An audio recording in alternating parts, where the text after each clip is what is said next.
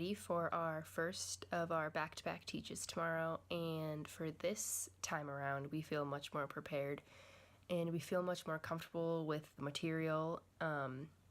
In addition to this, in our last lessons we really didn't use much small group discussion before whole class discussion, and I think that really was not effective because it seemed that when we were trying to do a whole class discussion, the same two students were talking the whole time. But I feel with this lesson plan, how we have more small group discussion, hopefully it'll lead to greater whole class discussion and greater class engagement, and hopefully that will go well. So we had to be there earlier than we had planned, so we were all like kind of rushing and like frazzled, and that really threw us off for the rest of the day.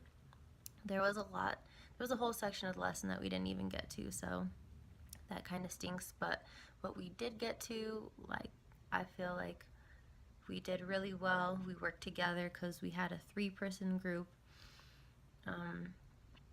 and we all got a lot of really good practice working on our probing questioning, which that was a big thing for me that I really wanted to work on this semester. Just like getting learners to think more and in their own way about what they're learning. So even though things didn't go as planned, overall I think I would count it as a win, and we'll just go into our next teach with a lot of valuable new knowledge that we can use.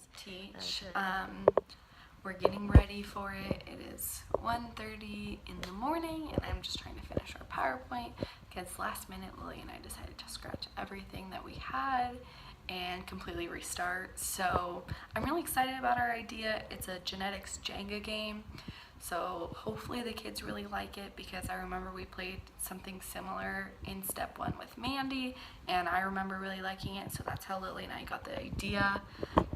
So I'm really hoping that it goes well because we kind of just made it up.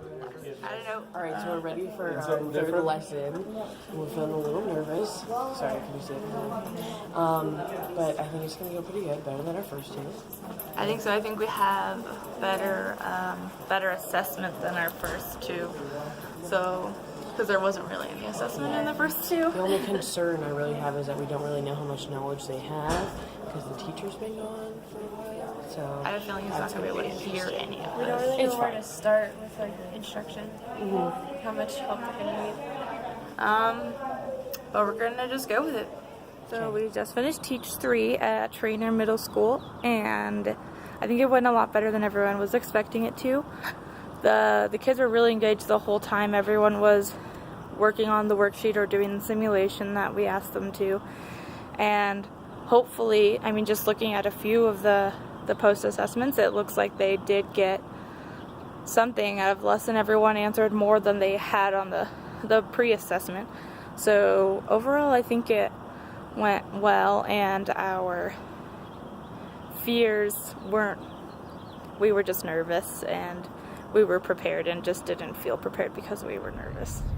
So we just finished our third teach, and I think it went better than the first two. Yeah. And we have really good pieces of pre and post Artifacts. assessment. Yeah, we have artifacts, and the kids were very engaged. Sorry, the scientists. It was a lot more relaxed, less chaotic than our other two teaches have been. And our technology portion went really well. They liked the simulation. And that's about it. So we just finished our last teach today and it went really well. The last few teaches have been a struggle, but each teach gets better. And we did moon phases with Oreos when we saved the Oreos to the end, and they turned out really well. They had testing next door, so they had to be really quiet, but they did really good. Yeah, pretty much we needed to elaborate on why exactly the moon phases are what they are. And honestly, we'd probably get to that had we have this class more than a day. But I think all we were really trying to get through to them today specifically was those vocabulary words and those phases. Like, just for the simple facts that they can just look up and classify what phase that moon's in. But if we had another day, then we'd really dive deep into an entire lesson that revolves around why it is, I'd say. Just because it's pretty hard to remember those phases. It is, Not gonna honestly. lie, yeah. But they were pretty great today. Get a shot of Clayton. Alright. How do I turn it around? There's no way to turn around except for like this. There we go. Boom. Clayton Boom. Middle School. This is what we do. Yes. Right here at the school. Nevada Thumbs down. Teach. Boom. Now that it's the end of the semester, I've been reflecting a lot on how I've changed and developed as an educator over the last 3 observations and 3 teaches that may not seem like a lot, but it's really crucial for the development and change. So one of my biggest goals this semester was questioning strategies and using questioning to facilitate class discussion and scaffolding so that students were driving the inquiry of the lesson. And I feel like, you know, thinking about how I was coming in, where it was a lot of that discourse of I ask a question and there's one correct answer, I, throughout the semester, got really good at coming up with open-ended questions so that students had the opportunity to really ask the question, answer the question, debate the question, and that's really powerful to see as an educator.